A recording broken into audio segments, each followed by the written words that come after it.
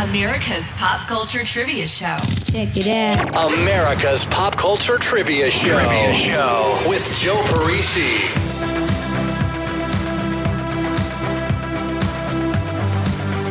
What's going on, guys? This is episode 103 of America's Pop Culture Trivia Show. I'm your host, Joe Parisi.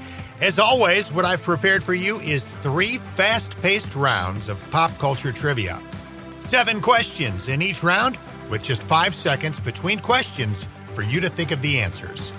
At the end of each round, after question number 7, I'll go right back over everything you were just asked and tell you all of the answers. So you get to play along, you get to learn some things, and get reminded of stuff you probably forgot all about from the world of music, movies, and television.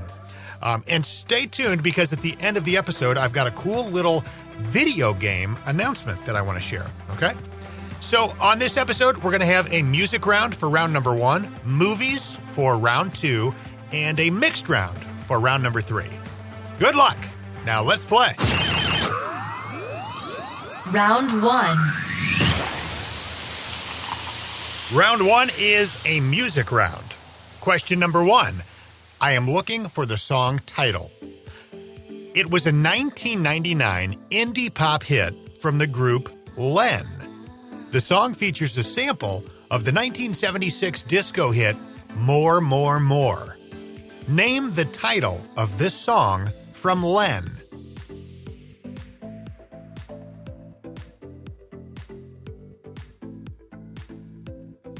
Question 2. The Supremes had a number 1 hit in 1966 with their song, You Can't Hurry Love. 16 years later, in 1983, another artist re-recorded the song and it became a top 10 hit for him. Name the artist who put out the 1983 version of You Can't Hurry Love.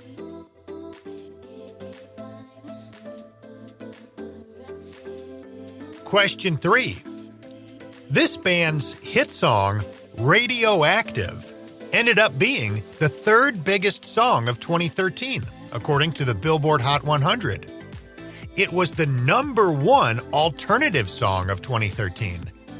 Name the band that gave us Radioactive.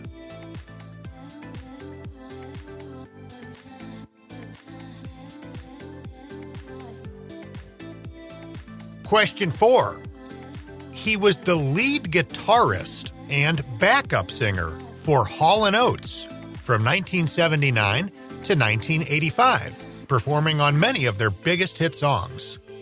He then went on to become the leader of the Saturday Night Live band from 1985 to 1995. Name the musician.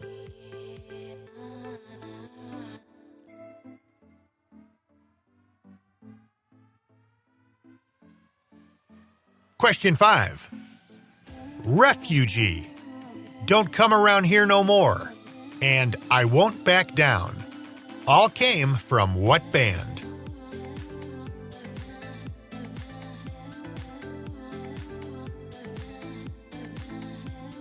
Question 6.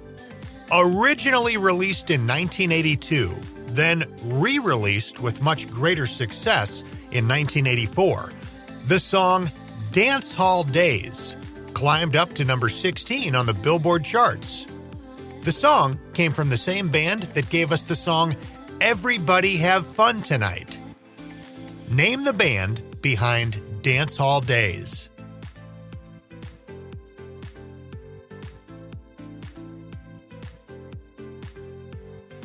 And question 7. Name the hit song from Janet Jackson that opens up with these lyrics. As I was walking by, saw you standing there with a smile. Looking shy, you caught my eye, thought you'd want to hang for a while. What is the title of this song?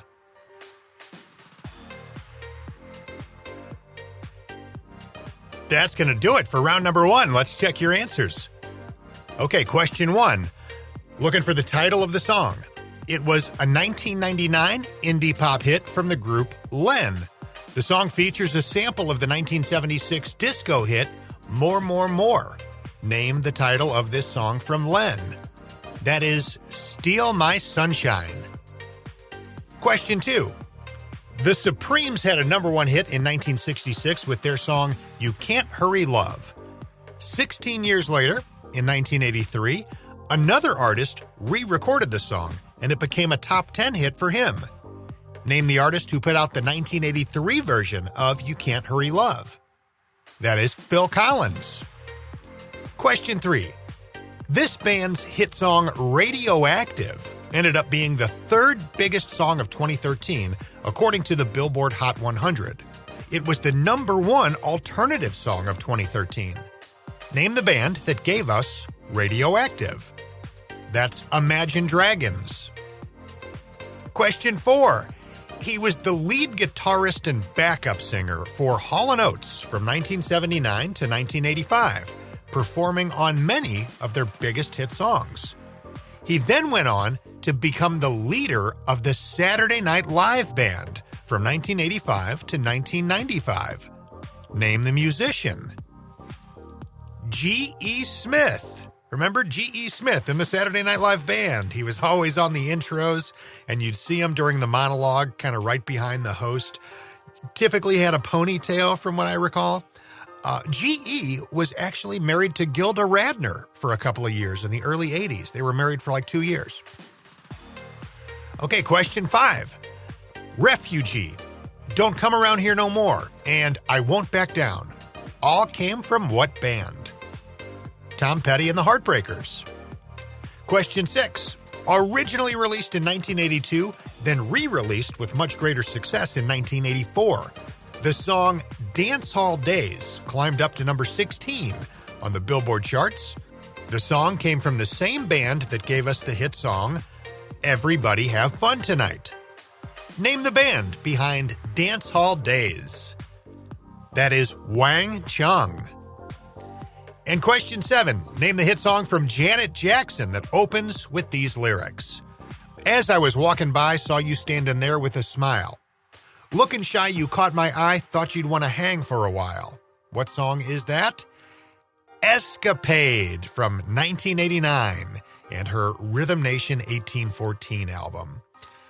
The Guardian did an article where they ranked what they believed to be Janet Jackson's 30 best songs, and they had Escapade as number 1.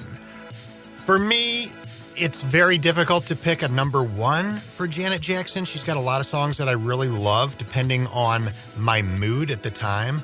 If is definitely up there for me. This article actually had that at number 2. Love Will Never Do. The article had it at number 3. That's in my mix. And then That's the Way Love Goes. That is definitely in my top 5. They had it at number 9, which I find shameful. And I'll probably be writing a letter.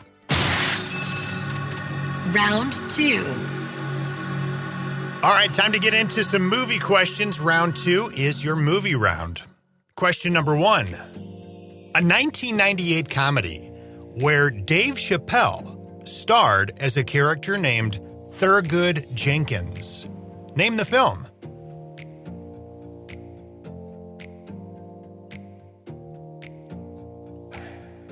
Question 2. According to Cousin Eddie in Christmas Vacation, his daughter, Ruby Sue's eyes went crossed after she fell in a well. What happened to her that made her eyes go back to normal?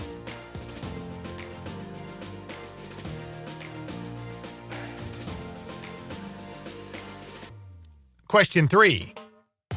In what holiday film would you find the following characters? Scut Farkus, Grover Dill, Flick, Randy, and Miss Shields. What movie are they from?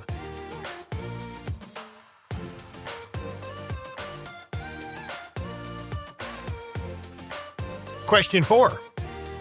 This actor played Eli Cash in The Royal Tenenbaums. He also played Hansel in Zoolander and Dignan in Bottle Rocket. Name the actor.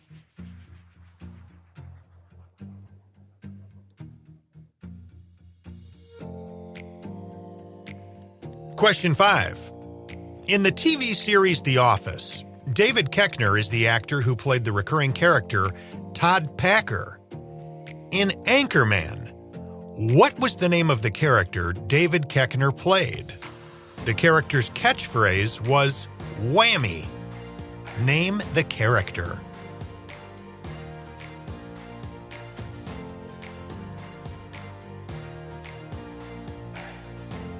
Question 6. What was the nickname of the character played by Will Ferrell in the 2003 comedy Old School?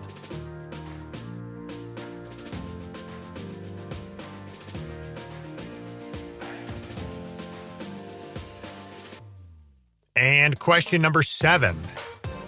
A 1999 R-rated comedy starring Jennifer Love Hewitt and Will Ferrell about the reunion of a one-hit wonder new wave band from the 1980s. The name of the movie is also the name of the band in the film.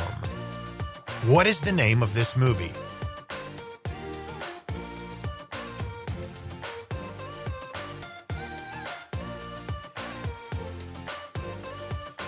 Okay, that's going to do it for round number 2. Let's see how you did with the movie questions this time.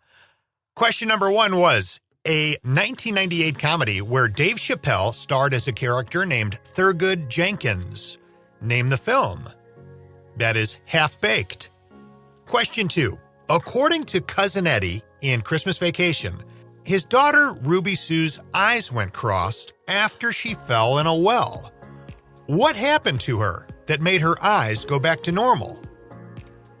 She was kicked by a mule. Question 3. In what holiday film would you find the following characters? Scut Farkus, Grover Dill, Flick, Randy, and Miss Shields. The answer is A Christmas Story from 1983. Question 4. This actor played Eli Cash in The Royal Tenenbaums. He also played Hansel in Zoolander and Dignan in Bottle Rocket. Name the actor. That is the wonderful Owen Wilson. Question 5. In the TV series The Office, David Koechner is the actor who played the recurring character Todd Packer. In Anchorman, what was the name of the character David Koechner played? The character's catchphrase was whammy. Name the character. The answer is Champ. Champ kind. Champ is good enough.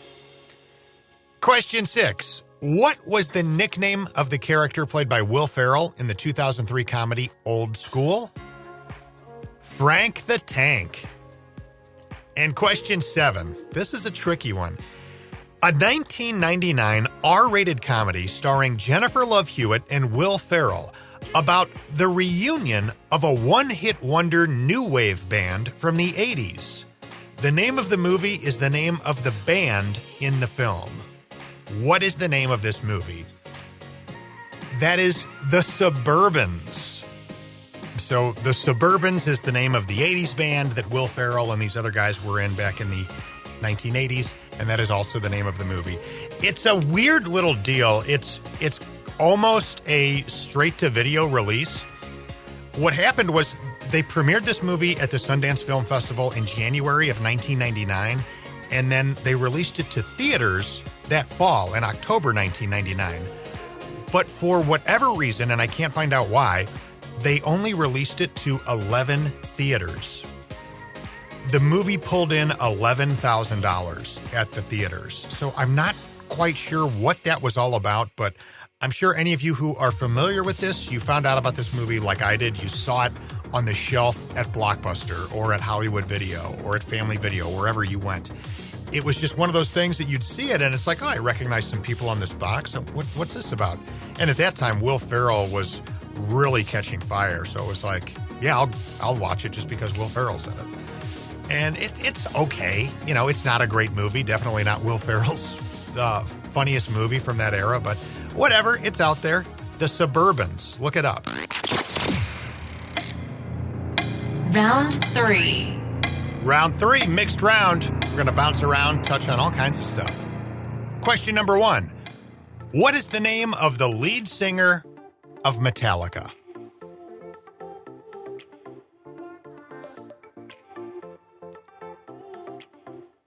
Question 2. Pringles, the stackable potato-based snack, has a mustached mascot pictured on the outside of its distinctive can. The mascot has been in use since 1968. What is the Pringles mascot's name?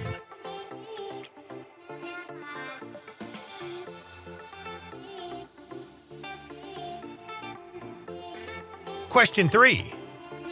The best-selling pinball machine of all time was released in 1992.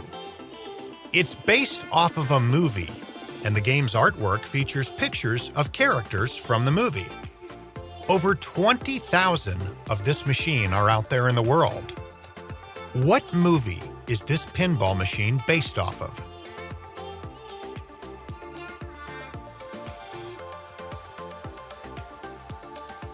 Question 4.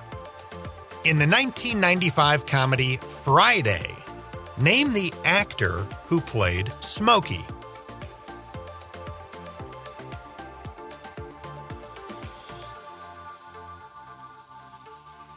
Question 5. Okay, so what I'm talking about here is the old 8-bit Nintendo Entertainment System that came out in the 80s, the NES. 3 of the top 5 best-selling Nintendo Entertainment System games of all time are Super Mario Bros. Games. The original is in first place, Super Mario Bros. 3 is in third place, and Super Mario Bros. 2 is in fifth place. That leaves 2 games in the top 5 that are not Super Mario Bros. Games. Name one of them.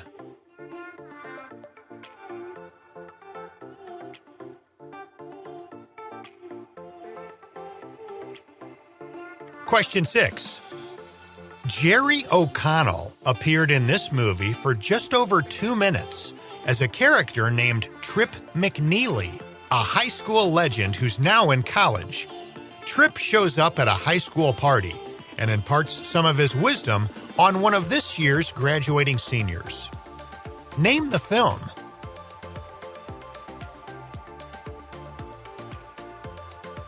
And question number 7. This was the best-selling Atari 2600 video game of all time, selling more than 7 million copies. Name the game.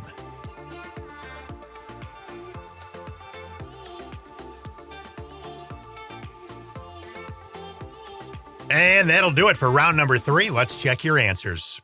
Question number 1. What is the name of the lead singer of Metallica? That is James Hetfield. Question 2. Pringles, the stackable potato-based snack, has a mustached mascot pictured on the outside of its distinctive can. The mascot has been in use since 1968. What is the Pringles mascot's name? Julio Pringles. Next time you look at Julio, you will notice that his face is the shape of a Pringles chip. Question number 3. The best-selling pinball machine of all time was released in 1992. It's based off of a movie, and the game's artwork features pictures of characters from that movie. Over 20,000 of this machine is out there in the world. What movie is this pinball machine based off of? The answer is The Addams Family. Now, this is the 1991 movie with Christina Ricci, Raul Julia, Angelica Houston, That Addams Family. So keep this little trivia nugget in the back of your head, and the next time you are somewhere that has pinball machines, look around, and I bet you will see The Addams Family game. It is so common, and it just blows my mind that, you know, this is the game that more of this particular pinball machine exists than any other on the planet, and there's only like 20,000 of them. I would think it would be like 1 million of them or 500,000. No, 20,000 is the most of all time. Okay, question 4. In the 1995 comedy Friday, name the actor who played Smokey. That's Chris Tucker. Question 5, talking about the old 8-bit NES Nintendo Entertainment System from the 80s. 3 of the top 5 best-selling Nintendo Entertainment System games of all time are Super Mario Bros. Games. The original is in first place, Super Mario Bros. 3 is in third place, and Mario Bros. 2 is in fifth place. That leaves 2 games in the top 5 that are not Super Mario Bros. Games. Name one of them. So 2 possible answers here. Duck Hunt and Tetris. If you got one or the other, you get that one correct. Question 6. Jerry O'Connell appears in this movie for just over 2 minutes as a character named Trip McNeely, a high school legend who's now in college. Trip shows up at a high school party to impart some of his wisdom on one of this year's graduating seniors. Name the film. That is Can't Hardly Wait. I recently saw something on Twitter that described the night before Thanksgiving as Trip McNeely night. And that is so absolutely true. You know, the night before Thanksgiving, historically, this huge party night where people that are away at college, they come home, maybe it's their first time visiting back home since going away to college. And what do? They look for the high school party so they can go be big shots. Trip McNeely night. Okay, question number 7. This was the best-selling Atari 2600 game of all time, selling more than 7 million copies. Name the game.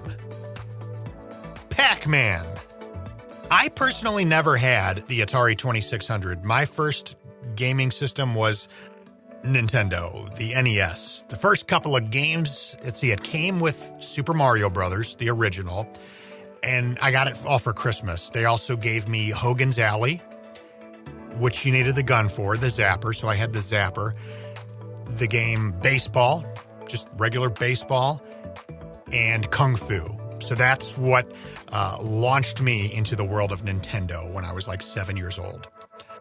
So as far as me in the video game world, my announcement is pretty exciting for me as a person who does voiceover work for a living. I am featured in a new video game. It's a game coming out in December 2021 called Galactic Fight League. It is a fighting game, and I'm the voice of the ring announcer that players will hear throughout the game. So if you're into video games, check out one called Galactic Fight League. They've got social media pages, websites set up everywhere. You can hear me on the trailer right now, and then if you jump into the game, you will hear me there. So there you have it. That's my fun little announcement, my little plug for myself.